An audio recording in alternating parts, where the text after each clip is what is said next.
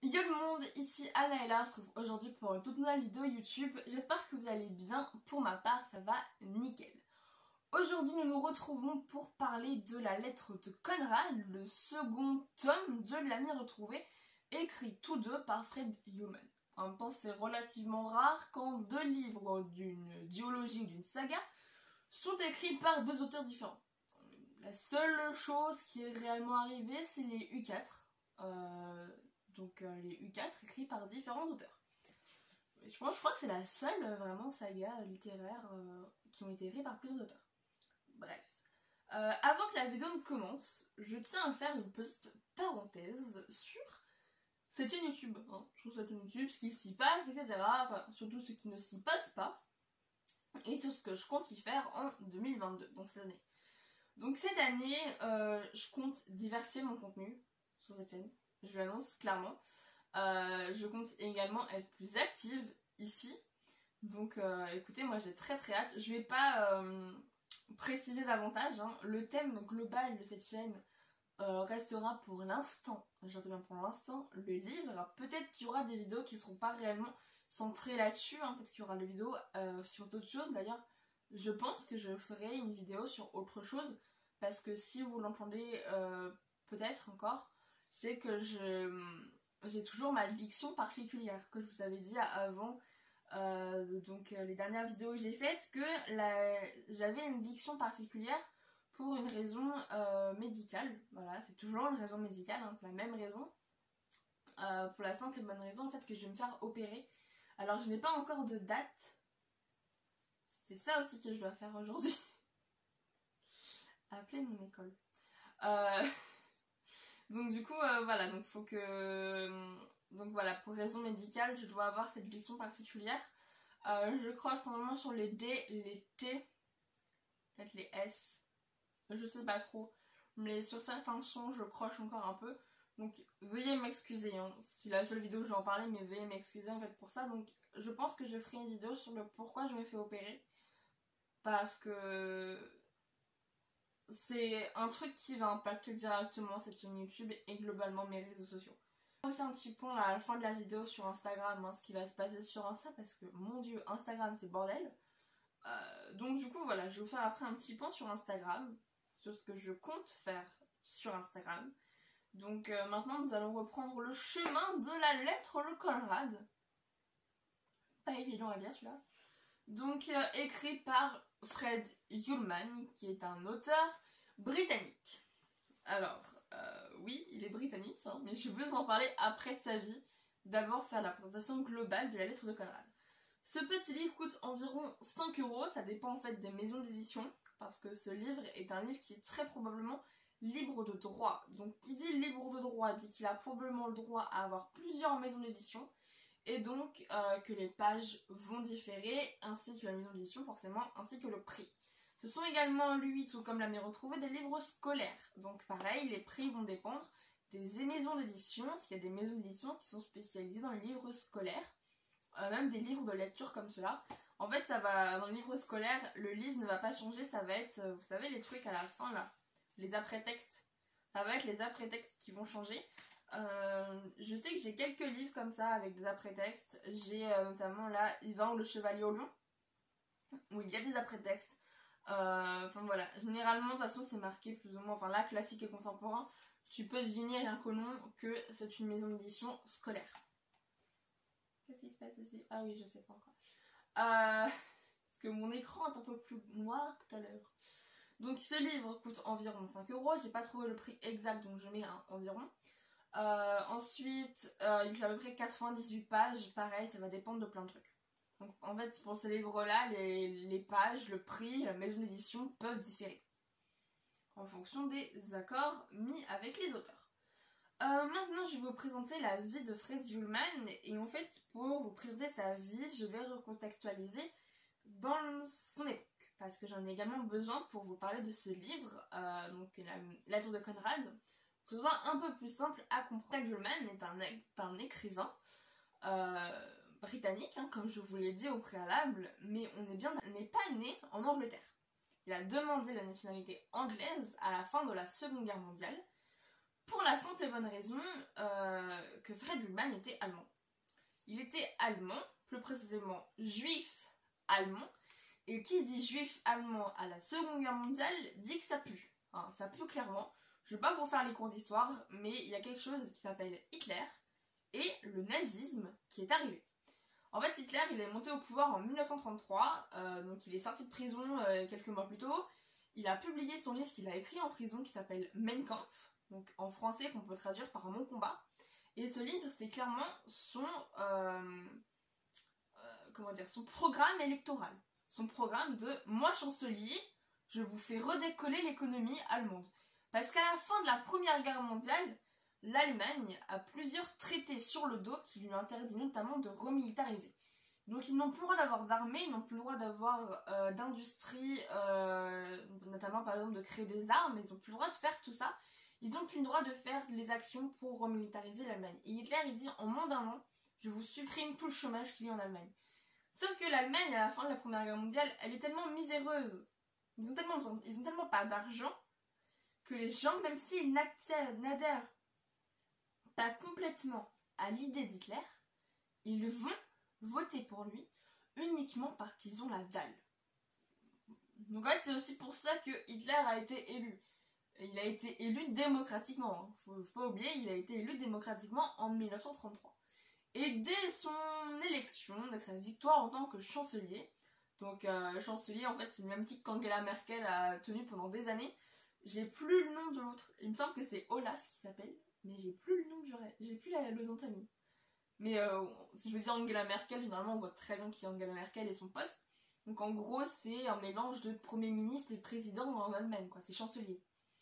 Et personne n'a bougé son petit cul à se dire « Ah, c'est pas normal ce qu'il fait !» Non. Parce qu'il y avait quelque chose qui s'appelle la Première Guerre mondiale qui est encore dans les mémoires. Et surtout en France, beaucoup de gens sont traumatisés de voir leur fils, leur père, leur frère, leur mari partir à la guerre. Ils ont été encore traumatisés. Il y a beaucoup de familles à cette époque-là qui manquent des gens parce que quelqu'un est mort de leur famille de la Première Guerre mondiale. Donc forcément, c'est pas ouf. Et Hitler, lui, la Première Guerre mondiale, il s'en souvient très très bien. Pour le coup, il a même laissé une couille à Verdun. Et c'est une vraie anecdote. Hein. Hitler, si on regarde son truc militaire, en fait, il est considéré comme, blessé en fait par la Première Guerre mondiale. Je sais pas si vous voyez ce que je veux dire. Un peu comme les gueules cassées. Les gueules cassées, ils recevaient une indemnité, une indemnité qui était complètement dérisoire hein, par rapport à leur visage, tout ce qu'ils ont eu. Parce que en dehors de leur apparence, je pense que ça devait relativement faire mal. Je suppose que ça devait faire mal. Et tous les préjudices qu'ils ont eu à cause de ça. Et en fait, Hitler, étant donné qu'il était blessé par la guerre, il avait droit à une indemnité de l'État allemand. Juste parce que le mec a perdu une couille à Verdun. Le test, c'est les juifs. Alors, pourquoi? Là, il y a plusieurs théories. Harcèlement scolaire par des juifs, hein, plein de trucs qu'il a eu là. Que sa première petite amie était juive et que son père a pas voulu. Enfin, il y a clairement plein de théories sur pourquoi il aime pas les juifs. Hein. Il faut pas oublier aussi qu'Hitler n'aime pas les tziganes, les handicapés, les homosexuels. Ça fait un sacré paquet de monde qu'il aime pas quand même. Hein. Donc du coup, en fait, Hitler a fait le triste sort de ce qui s'est passé. Voulant tuer énormément de juifs. Voilà.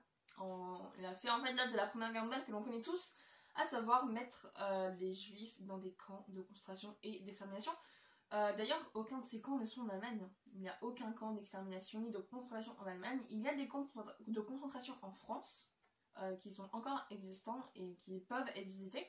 Bon, il y en a surtout sur l'est de la France, hein. Donc tout ce qui est région Alsace-Lorraine, il y en a beaucoup à cette région-là, dans ces régions-là, et c'est normal.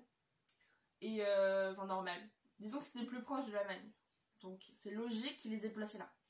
Et les camps d'extermination, notamment Auschwitz, Birkenau, sont en Pologne principalement.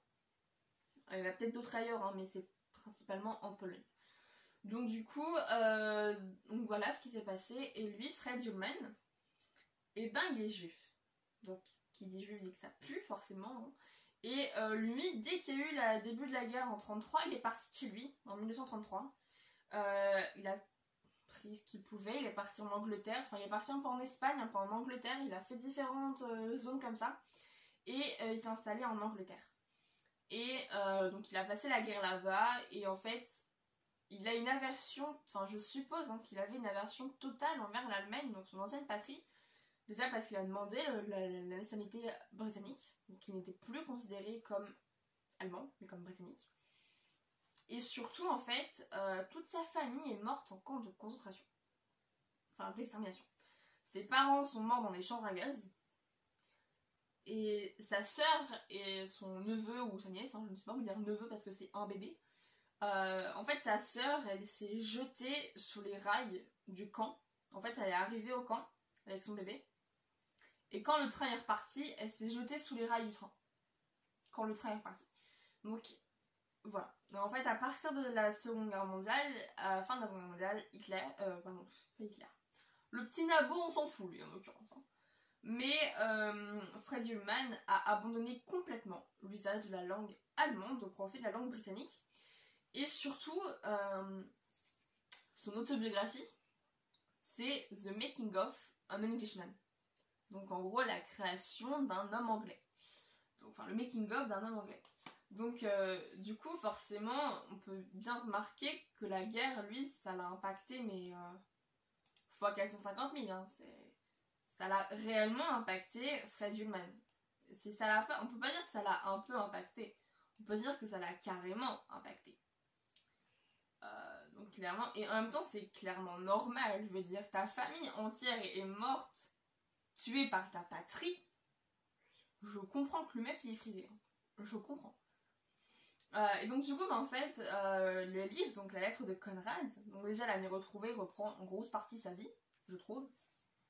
La lettre de Conrad, lui, c'est son dernier livre, qu'il a demandé, alors à sa demande, qu'il soit publié post-mortem, donc après sa mort.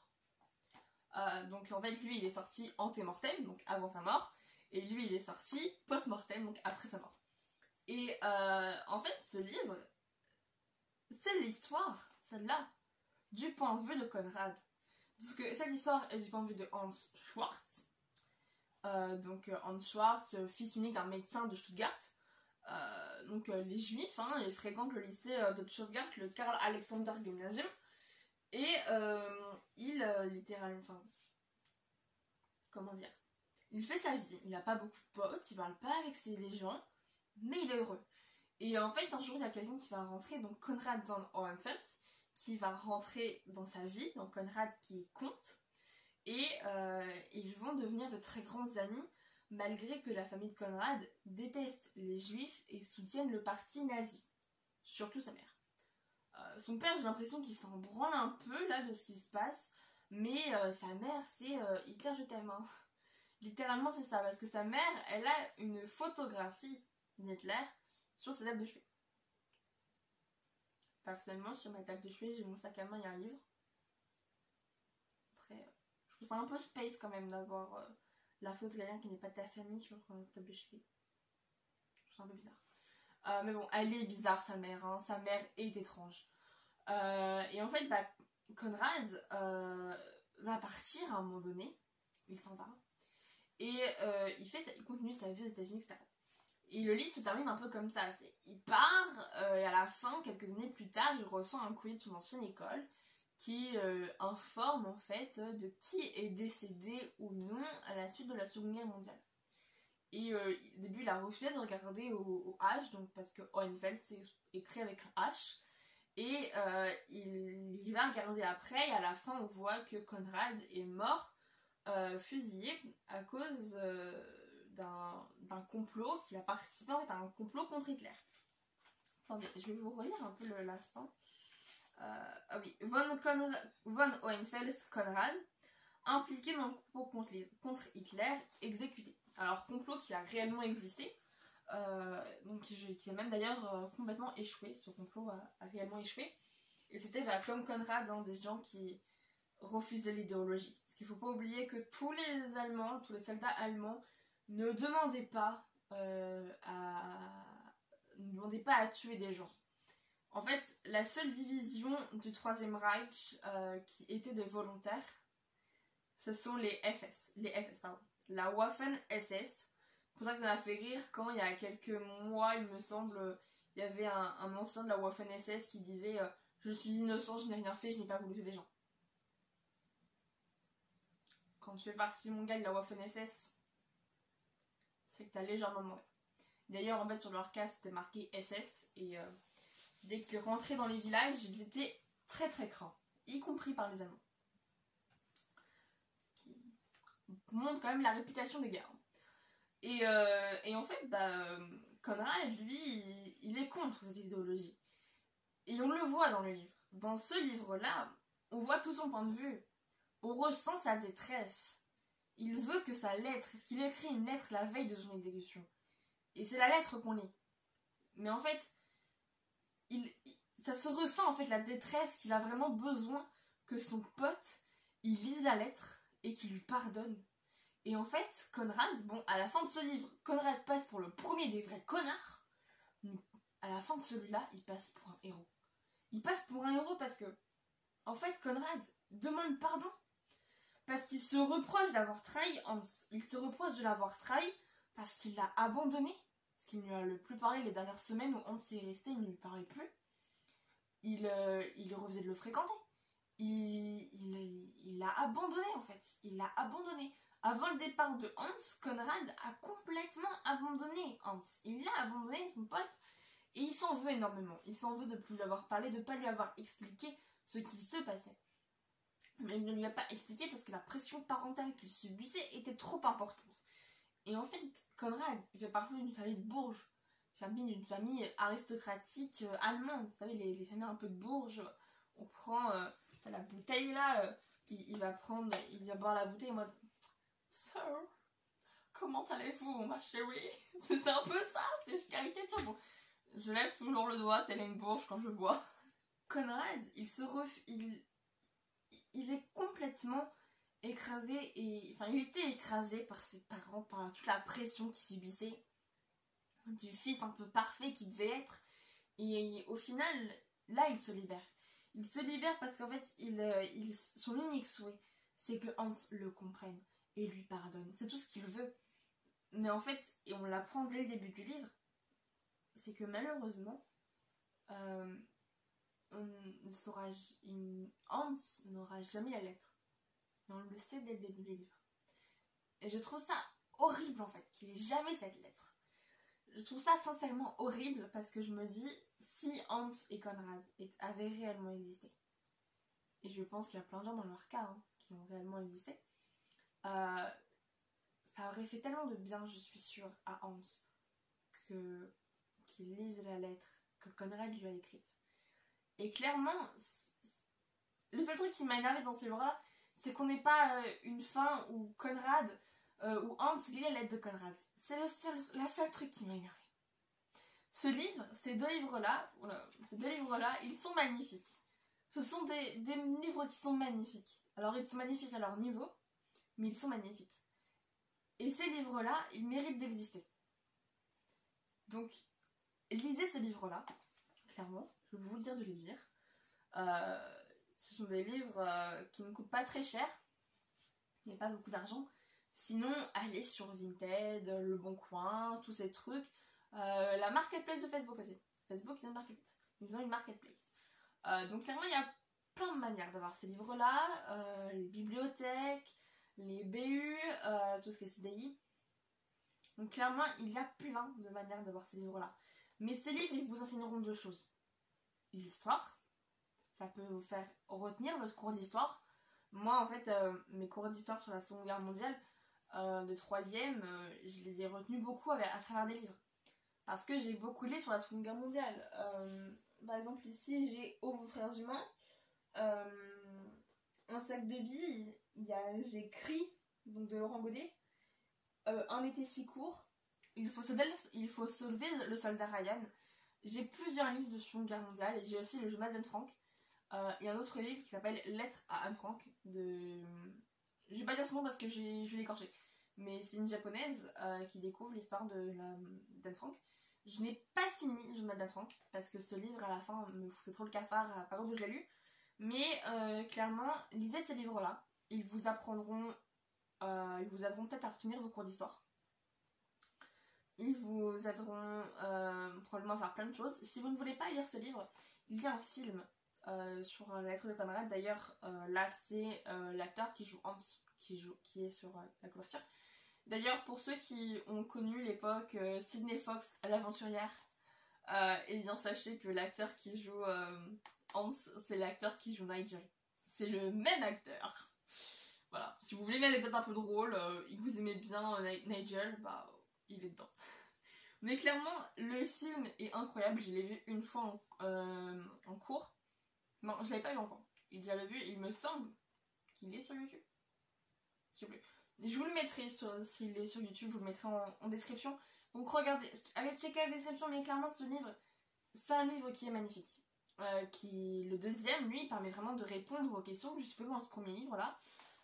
Bon, ma théorie est foireuse, parce que en fait j'avais une théorie. Parce que la manière dont c'est écrit, la manière d'écriture du style en fait de ce livre-là, m'a fait penser directement que Conrad, enfin que Hans, pardon, était homosexuel. Mais alors pas du tout. Je me suis foirée, mais alors en beauté. Mais ma mère aussi, ma mère a lu ce livre-là, elle a la même pensée que moi. Que Conrad est homosexuel, Hans pardon, est homosexuel. Alors je n'ai rien contre les homosexuels, hein, pas du tout. D'ailleurs je suis très contente parce que, alors je l'ai pas vu, mais Netflix a sorti un film de Noël avec un couple homosexuel. Je l'ai pas vu parce que ces livres, ils sont incroyablement magnifiques. Ils vous font retenir vos cours d'histoire. Ça peut vous apporter des anecdotes sur l'histoire, parce que c'est forcément là très inspiré de la vie réelle que Fred Ullman a eu. Parce que Fred Ullman, je rappelle, est un juif allemand. Donc il a vécu pleinement les deux guerres mondiales. Hein. Il a vécu les deux guerres mondiales pleinement. Mais en fait, ce livre est incroyable. Ces livres sont incroyables. Donc lisez-les parce qu'ils sont magnifiques. Et clairement, il est vraiment très très cool. Et surtout que celui-là est très étudié en cours. Et pas celui-ci. Celui-ci est très rarement étudié en cours. Et je trouve ça dommage en fait. Il devrait être étudié en cours en même temps. Parce qu'il permet de faire la liaison avec le programme d'histoire. Et clairement c'est purement dommage. Parce que c'est un livre qui est magnifique et qui mérite d'être lu et dans le public. Donc, et moi je vous dis à la semaine prochaine. Prenez bien soin de vous et bisous.